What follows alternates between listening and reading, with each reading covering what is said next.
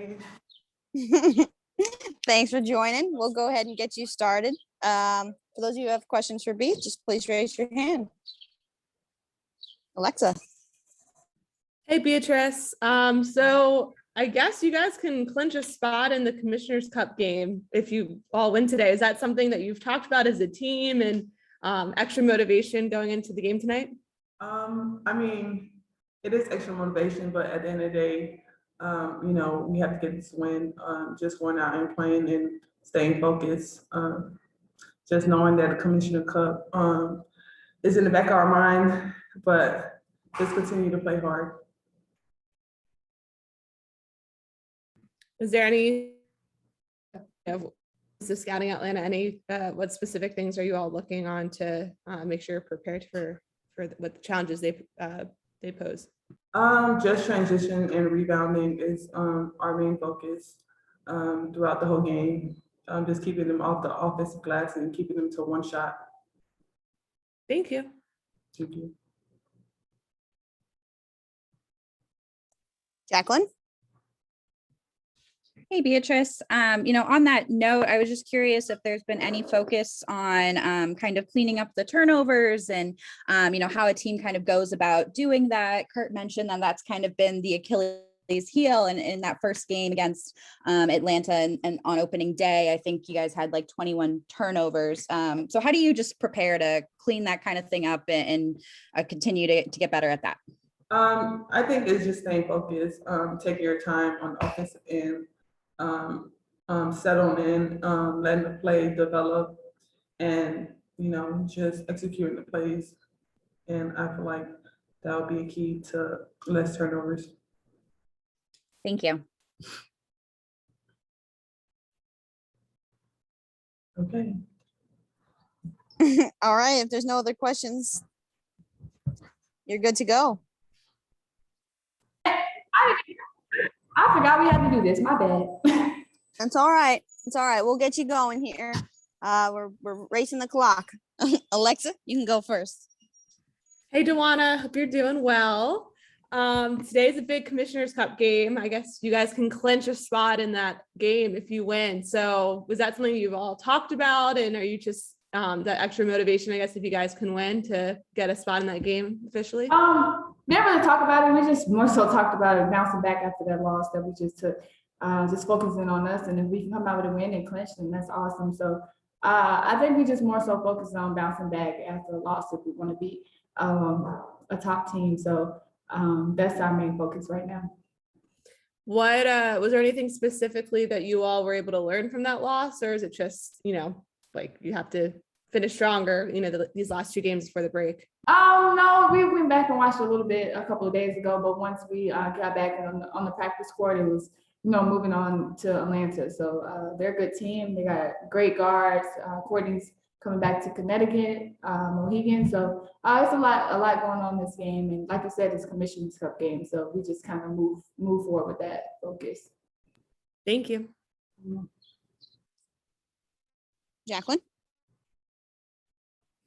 Hey, Dewana. I have a follow-up to the Commissioner's Cup. So I know you guys haven't really talked about it too much and that you're focused on just finishing out the season strong this first half. But, you guys can clinch tonight if you win. On the other side, Seattle can also only needs one more game to clinch their win. Seattle's the only team that you guys have played only twice. So you guys are technically done playing them for the regular season.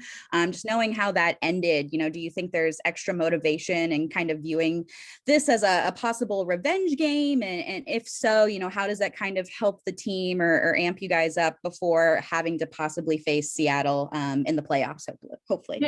Yeah, we're trying not to jump the gun, and just say, oh, we're going to be in the Commissioner's Cup game and we're going to play against Seattle because, we don't want to look too far ahead. We got to get this win first. But as far as a possible matchup, I think they beat us twice pretty bad here at home. So they're the top team. They're one of the top teams for a reason. They're the defending champions.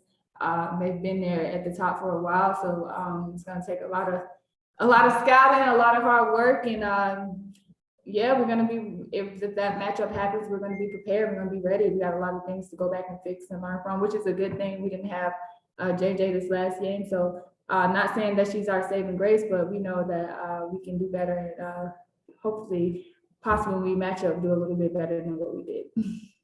And I have one more question for you. So, you guys have only lost one game at home. This is your last home game before the Olympic break. How would you assess the home crowd and the home court advantage that you guys have? And, how have you kind of adjusted to having less of a crowd with COVID, but still kind of using home court to your advantage? Oh yeah, we always said we wanted to protect home court, and I think so far we've done that this season. But man, our fans are great. I wish we could be at full capacity, hopefully here soon, because I know how great Mohegan fans can be. I haven't been a part of that yet because we're in the bubble last year, but definitely hope we can get to full capacity. And we love playing at home. We love playing in front of fans. They always give us positive energy. So we're ready to get out there tonight and hopefully keep it going. Cool. Thank you, Dewana. Brendan?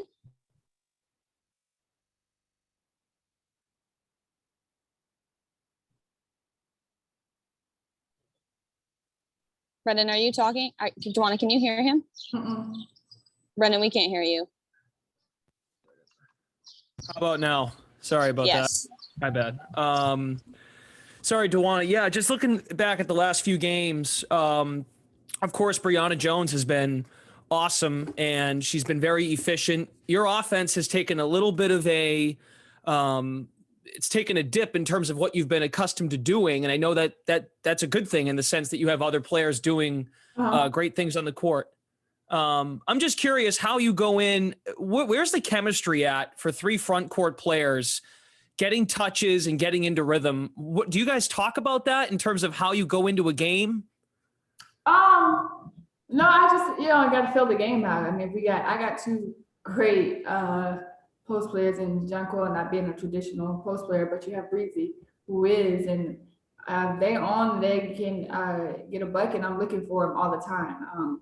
And then that kind of opens up things for me. But as far as just taking a dip in my offense, I just think I'm more of a facilitator here. And like I said, I have two great players that I can get the ball to, and that's kind of how I go into the game. And if they can't find it, I usually try to turn it on. Hopefully it's not too late, but I still go out there to be aggressive, but I just take what the defense gives me. And if that's passing. And if that's defending or rebound, that's what I'm going to do. So not necessarily needing to score every single night. So that's a good thing.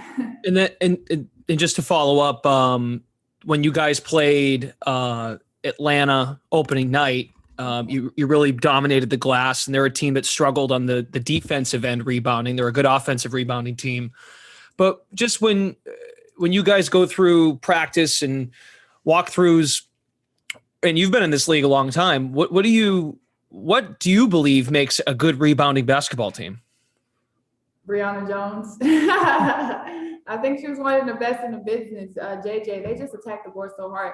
They know that when the guys shoot the ball, that they just go and get in great position. I think that's the main thing. It's just a little bit of hustle and just understanding how to get positioned on for the rebounds, for offensive rebounds, defensive rebounds. They just have a knack for it, man. They just take a special talent to rebound the way they do. And hopefully we can continue that tonight. And we have, such big guards that can get in there. Kyla does a great job.